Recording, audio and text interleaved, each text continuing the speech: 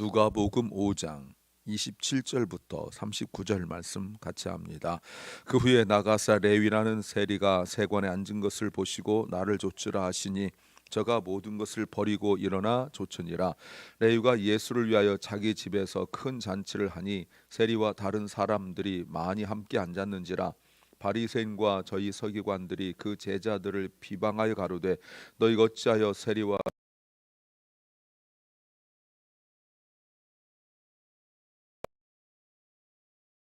의원이 쓸데없고 병든 자에게 쓸데있나니 내가 의인을 부르러 온 것이 아니요 죄인을 불러 회개시키러 왔노라.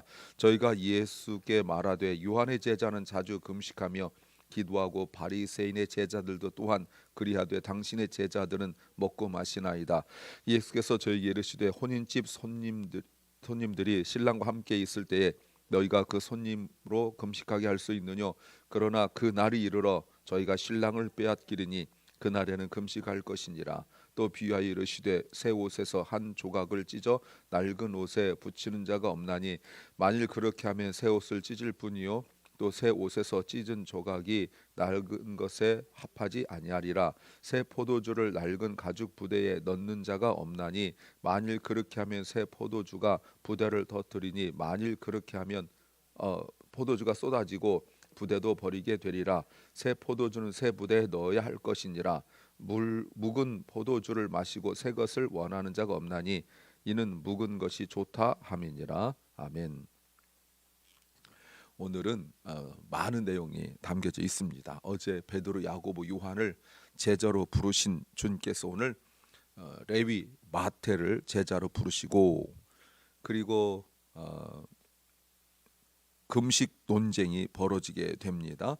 주님께서 그 유명한 새 포도주를 새 부대에 담아서 새 시대가 되었다라는 것을 선포하시는 내용입니다. 설교 제목은 더 크고 중요한 관점으로 진정한 변화를 해야 한다. 더 크고 중요한 관점으로 진정한 변화를 해야 한다. 제목입니다. We must make a true change from a bigger and more important perspective.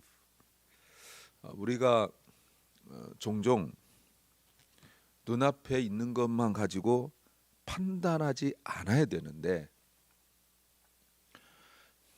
아담과 하와 이후로 우리가 끊임없는 그 죄성 중 하나가 무엇이냐면 보는 것입니다. 보면 안다. 우리가 이 말 알죠? 딱 보면 안다. 근데 자꾸 물론 어떤 물체를 두고 이것이 무슨 색이냐 또는 이것이 무엇이냐를 가지고 말하는 것이 아니라 우리가 어떤 사건이나 어떤 내용의 그 이면, 그 뒷면, 그 본래의 의미를 실체를 우리가 잘 모르면서도 우리는 자꾸 뭔가 내가 안다고 생각하는 거예요. 근데 정말 더 크고 더 중요한 관점으로 우리가 그 내용을 안목 정확하게 보지 못하면 절대로 변화 이루지 못해요.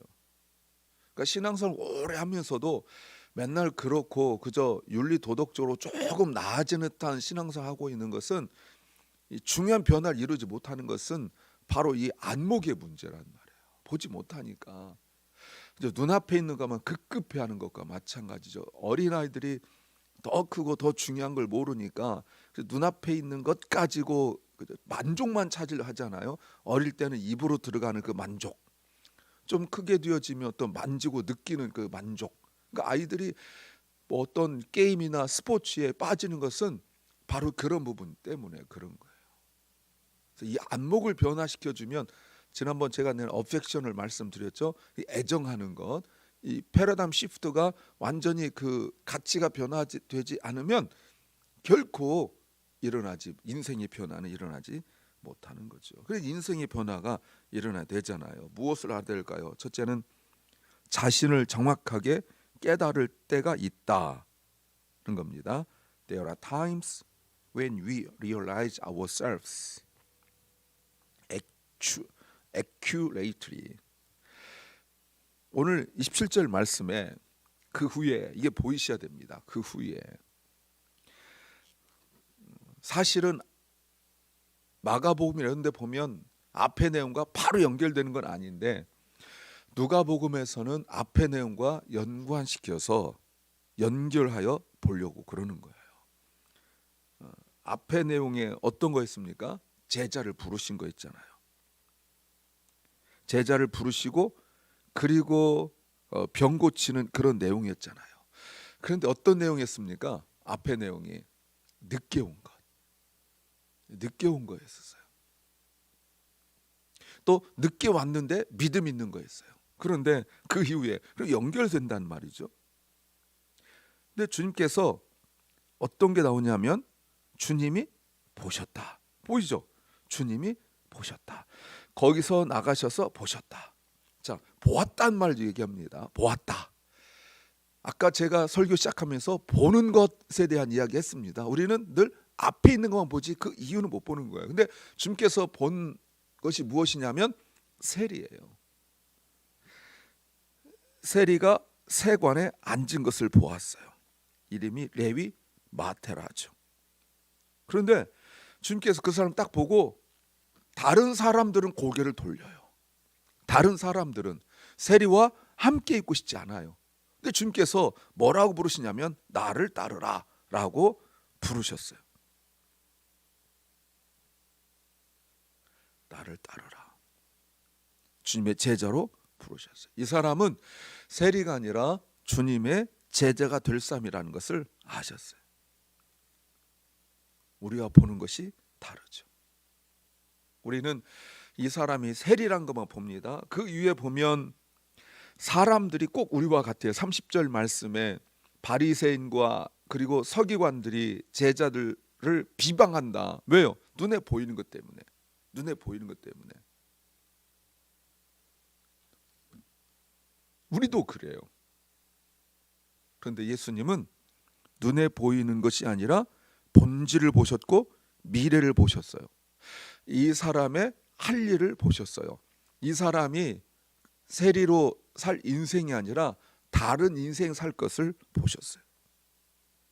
그래서 예수님은 마태의 지금이 아니라 과거가 아니라 미래를 부르셨어요. 그래서 주님은 마태의 미래를 그냥 두지 않으셨어요. 그래서 이렇게 부르셨어요. 나를 따르라. 여러분, 나를 따르란 말이 무슨 말이에요? 내가 가는 곳마다 함께 가자, 이런 뜻이거든요. 그저 무조건 불러가지고 나를 따르라 하고 놔두는 것이 아니라 내가 가는 곳마다 함께 나를 따르라, 이런 말이에요. 마태는, 레위는 돈을 위하여 살아간 인생이에요. 그게 세리잖아요. 근데 주님께서 이제는 돈이 아니라는 겁니다. 그 인생이 돈 문제가 아니라는 거예요. 그때 그의 영적인 상태를 말하고 있습니다. 27절에 앉은 것이라는 의미가 매우 중요하다고 우리 옛날에 예수님 발자취할 때 기억나시죠? 앉은 것. 그의 삶은 앉아있는 인생이에요. 앉은 것. 그래서 예수님께서 저를 부르니까 28절, 저가 모든 것을 버리고 일어나 쫓았다. 일어나 쫓았다라고 말해요. 그의 영적인 상태를 31절부터 말하고 있습니다. 주님께서 말씀하시기를 건강한 자에게는 의원이 쓸데없고 병든 자에게 쓸데있다. 내가 의인을 부르러 온 것이 아니라 죄를 부르러 왔다. 그러니까 마태의 영적인 상태고 마태와 어울린 사람들의 영적인 상태를 말씀하고 있는 거예요. 영적인 환자죠. 죄인이에요. 앞에 있는 사람들이 있었어요. 오늘 본문 앞에 나병 환자가 있었죠. 그리고 심한 중풍병이 든 사람도 있었죠. 그 사람들은 분명히 육체적으로 문제가 있었습니다. 마태는 육체적으로 문제는 없지만 영적으로는 같은 상태라, 그 말입니다. 그런데요, 바로 앞에 중풍병 들었다 나은 사람에게는 가라, 너희 집으로 가라 말씀하셨고, 나병 걸리다가 고침받은 분에게는 네가 제사장에 가서 보이라, 이렇게 말씀하셨어요. 그런데 마태에게는 나를 따르라, 가라 하지 않고 나와 함께 가자, 이렇게 말씀하십니다. 다 달라요. 다 달라요. 지금 마태가 주님께서 부르셨을 때 자신의 영적인 그 질병을 알았어요. 지금의 내 인생이 아니라 미래의 인생에 일어날 일을 알았어요. 이게 말씀의 능력이고 효과예요. 우리가 말씀을 그저 단순히 어떤 단어 깨닫고 내용 깨닫는 이 변화가 일어나지 않아요. 지식은 쌓이는데 그 지식은 한계가 있어요. 그래서 목사가 똑같은 설교하는데도 종종 처음 듣는 것처럼 느끼는 게 왜냐하면 지식으로만 들어서 그런 거예요. 말씀이 들리면 삶의 변화가 당연히 일어나게 돼 있어요. 당연하게. 마태가 그의 모습을 보시면 어떤 상태인지 여러분 아시죠? 자신이 영적인 질병에 걸렸다는 걸 언제 알았습니까? 스스로 깨달은 것이 아니라 주님이 자신을 부르셨을 때. 이게 놀라운 일이에요. 내가 영적인 질병에 걸렸구나. 주님의 말씀을 들었을 때. 뒤에 나오는 사람들 보십시오. 바리새인들, 서기관들은 주님의 말씀을 들었으나 깨닫지 못합니다. 왜 그럴까요? 그 이유가 이제 뒤에 나오는 거예요. 마태는 그저 자기의 삶에 충실할 뿐이었어요. 성실하게 살았어요. 세리업계에서는 아마 인정받는 사람이었어요. 성실하고 요령 비우지 않고 아침부터 저녁 때까지 열심히 일하는 사람이었어요. 외적으로 그러니까 오늘 이런 사람 만났다니까 좀 쭉 따라오는 거 아니에요. 자기 집 잔치하자 하니까 오늘 분위기 보니까 한두 번 해본 게 아니란 말이에요. 인정받는 사람이에요. 그러나 자신의 영적인 질병이 들었다는 것 모르고 살았는데 말씀을 들었을 때 자신의 영적인 상태를 깨닫게 되었어요. 자신의 본질을 보게 되었죠. 그래서 우리가 말씀을 드려야 돼요. 말씀을 듣고 내 내면을 볼 수 없다면 말씀을 더 들어야 돼요. 내 인생을 내가 볼 때까지 내가 말씀을 듣고 또 듣고 그래야 돼요. 그래서 자신을 정확하게 깨달을 때가 와요. 말씀을 들어야 깨달을 때가 와요. 두 번째는 다른 사람의 필요를 깨달을 때가 있다. 다른 사람의 필요를 깨달을 때가 있다. There are times when we realize the needs of others. 마태가 자신이 내 상태를 깨달은 것은 왜 나는 이런 인생 살았을까 후회하고 내가 그때 이렇게 했더라면 세리가 되지 않았을 거라라고 과거를 원망하고 그런 것이 아니에요. 자신에 대하여 철저하게 나는 고침받아야 될 사람이라는 걸 깨닫게 된 거예요. 나는 예수님이 아니면 절대로 고침받을 수 없는 그런 영적인 심각한 질병, 육체적으로 나병과 그리고 중풍병 걸린 사람과 다를 바 없는 그런 질병에 걸렸다는 사실을 깨닫게 되어져요. 그러니까 28절 저가 모든 것을 버리고 일어나 쫓았다. 이 모든 것에 그 현재, 과거 그리고 미래까지 다 내려놓은 거예요. 앞으로 돈 벌 가능성 다 내려놓은 거예요. 세리는 돈 많이 벌었다고 나와 있습니다. 그리고 예수님을 따랐다. 어디서 많이 보던 얘기죠. 5장 11절에서 베드로, 야고보, 요한이 모든 걸 다 내려놓고 그리고 주님을 따랐다. 이게 제자의 특징이에요. 나중에 베드로가 예수님 부활하심을 보고도 믿지 못하여 했던 게 뭐예요? 모든 걸 다 버려놓은 것을 다시 가잖아요. 요한복음 21장에서 고기 잡으러 가게 되거든요. 보세요 여러분, 동일한 상황이 아닙니다. 분명히 달라요. 그럼에도 불구하고 언제나 거기로 가는 거예요. 그래서 저 같은 경우도 그렇지만 목회자들 이렇게 염두에 두고 생각해 보면 과거에 내가 뭔가 했다라고 기술 있고 실력 있고 능력 있다고 했을 때 목회하다가 이렇게 힘들고 어려울 때 당장 생각나는 것이 내가 그거 하고 먹고 살면 되잖아. 먹고 살면 되잖아. 못 버려요. 그러니까 제자들도 주님을 따른다 하지만 정말 어려워요. 그 모든 걸 다 버리고란 말이 싹 잘라버리고 버린 건데 이게 끝까지 남아요. 근데 말씀을 들으면 망설일 수가 없어요. 그리고 했던 것이 무엇이냐면 29절에서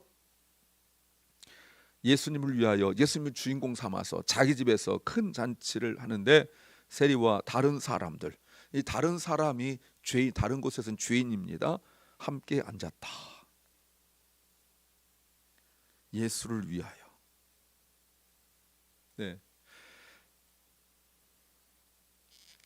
여러분 이게 정말 중요한 믿음이죠. 예수를 위하여.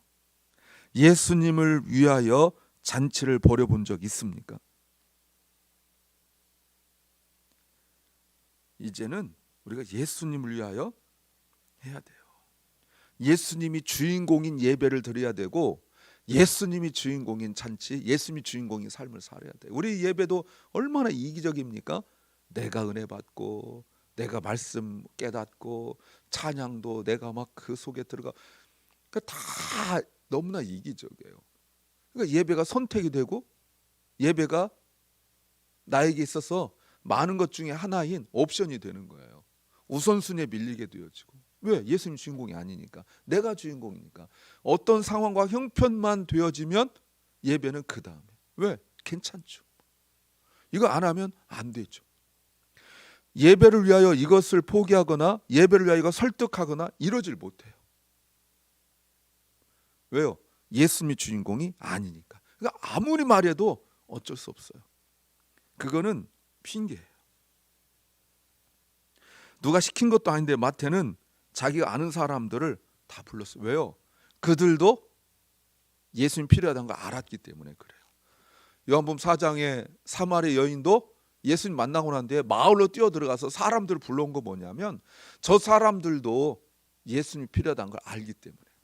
은혜 받았을 때 내가 죄인인 걸 깨닫고 내가 받은 은혜가 감사하고 여기서 끝나는 것이 아니라 은혜 받은 사람들의 공통적인 특징이 무엇이냐면 나와 함께 그렇게 살아갔던 사람들에게 예수님이 필요하다는 걸 깨닫게 되어져요. 그 본질적인 그 필요를 알게 되어져요. 세 번째는 완전히 새로워져야 한다는 겁니다. We must be completely renewed. 그런데 30절에서 바리새인과 서기관들은 그 제자들을 뭐 했다고요? 비방했다. 여러분 이 단어가 어디서 나온지 아세요? 비방했다는 단어가 이스라엘 백성들 출애굽할 때 광야에 나왔던 단어예요. 그러면 우리는 알죠. 이스라엘 백성들이 광야에서 불평한 것은 하나님 원망한 것은 모세를 원망했죠. 자 보세요. 오늘 본문 30절에서도 누구를 원망합니까? 제자들을 원망해요. 제자들을 비방해요. 이스라엘 백성들이 광야에서 모세를 비방했죠. 이거는 뭡니까? 그 사람들 비방한 것이 아니라 이스라엘 백성들은 광야에서 하나님의 계획, 어떤 계획? 구원 계획에 대한 반대잖아요. 예전이 좋았다. 왜 이렇게 하느냐? 먹을 것도 없고 살기도 힘들고 이렇게 불평했거든요. 하나님께서 그들에게 주시고 있는 은혜 그리고 베푸실 축복 여기에 대하여는 생각도 못하고 있어요. 오늘 이 단어가 그 단어예요. 그러면 우리는 알죠. 이들이 비방했다는 말이 무슨 말인지 알아요. 예수님의 구원 계획을 방해하려고 그러는 거예요. 바리새인과 서기관들이 우르르 몰려와요. 물론 이거는 앞뒤가 다른 이야기입니다.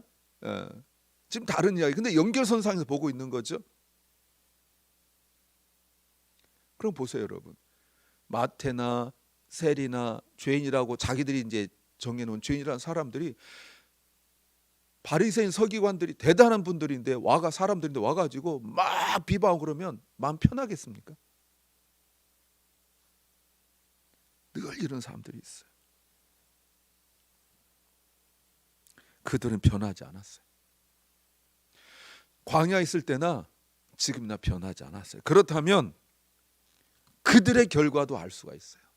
이스라엘 백성들이 광야에서 어떤 결과를 얻었는지 우리가 알기 때문에 이들의 결과도 같아요. 단 하나 단어 때문에. 뭐 때문에? 비방이란 단어.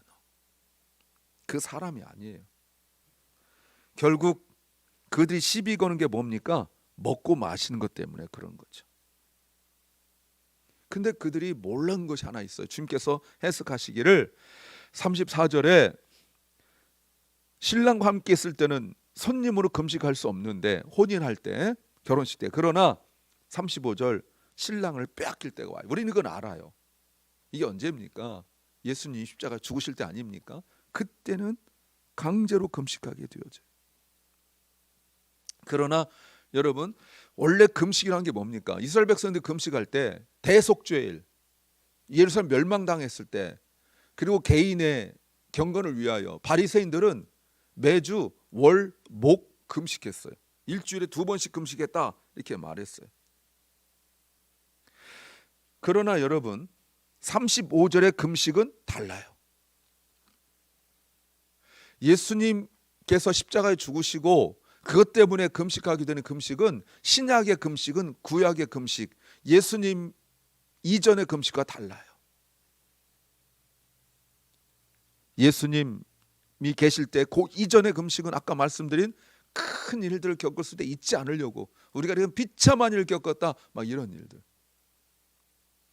예루살렘 멸망한 걸 기념하여 4일을 금식하고 이랬어요. 그런데 신약의 금식은 그게 아니에요. 하나님 앞에 나 자신을 쳐서 복종하는 의미고 경건을 위한 것이고 달라요. 완전히 행위는 똑같지만 의미는 달라요. 이제는 예수님과 함께 하는 복음으로 말미암아 새로운 삶의 기준과 가치를 가지고 살아갈 때예요. 지금은 언제입니까? 신랑과 함께 즐거울 때예요.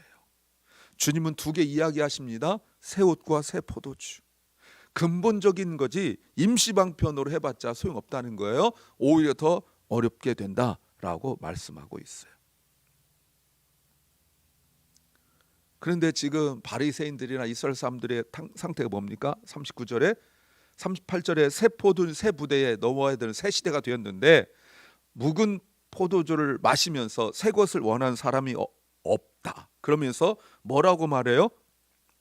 묵은 것이 좋다. The old is better. 예수님 시대가 되었는데 자꾸 과거를 가지고 비교하는 거예요. 옛날에는 이랬다. 이렇게. 옛날에는 이랬다. 얼마 전에도 제 후배 목사님 전화를 받았습니다. 어느 교회에 지금 부임한 지 이제 한 2-3달 됐어요. 저한테, 목사님, 제가 제일 많이 듣는 얘기가 뭔지 아세요? 저는 알죠. 아니나 다를까 목사님이 뭐 하려고 그러면 자기들이 기준 세워서 교회 변해보겠다고 젊은 목사 뽑아놓고 계속 하는 말이, 우리 옛날에는요 목사님 안 그랬어요. 모든 사람이 계속 그 얘기만 한대요. 옛날에는 안 그랬어요.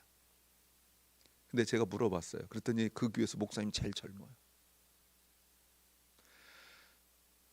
교인들이 다 30년대생, 40년대생이래요. 50년대생도 없대요. 30년대, 40년대생, 80 이상 되신 분들이 계속 목사님한테, 이제 갓 50도 안 된 목사님한테 옛날에는 안 그랬다 이렇게 얘기한대요. 어떻게 하자는 거예요? 사랑하는 여러분, 이게 그런데 변화되지 않는 모습이에요. 사랑하는 여러분, 오늘 말씀처럼 주님은 우리가 완전히 변화되길 원하세요. 그 때가 되었습니다. 말씀으로, 하나님의 은혜로 현재가 아니라 한 걸음 더 나아가시기 바랍니다. 기도합니다. 주님, 내 기준과 내 생각과 내 판단으로 살지 말게 하여 주시옵소서. 우리가 내가 보는 것 내 생각으로 판단하지 말게 하여 주시옵소서. 분명히 주님께서 원하시는 것이 있는 줄 믿습니다. 사랑하는 박원식 집사님을 주님께서 온전히 지휘하여 주시고 사랑하는 결란과 우리 사랑하는 자녀들에게 더 주님을 가까이 함으로 그들의 모든 삶이 생각이 근본적으로 변화되게 하옵소서. 오늘도 병중에 있는 연약한 성도들을 주님께서 불쌍히 여기시사 그들의 몸도 마음도 치유하여 주옵소서. 오늘 하루를 우리에게 주신 주님, 우리의 보는 것대로 듣는 것대로 생각하고 함부로 판단하지 말게 하시고 주님께서 뜻하신 바를 깨달을 수 있는 지혜를 주시옵소서. 예수님 이름으로 기도하옵나이다. 아멘. 하늘에 계신 우리 아버지여, 이름이 거룩히 여김을 받으시오며 나라의 마옵시며 뜻이 하늘에서 이룬 것 같이 땅에서도 이루어지이다. 오늘날 우리에게 일용할 양식을 주옵시고 우리가 우리에게 죄 지은 자를 사하여 준 것 같이 우리 죄를 사하여 주옵시고 우리를 시험에 들게 하지 마옵시고 다만 악에서 구하옵소서. 대개 나라와 권세와 영광이 아버지께 영원히 싸움나이다. 아멘.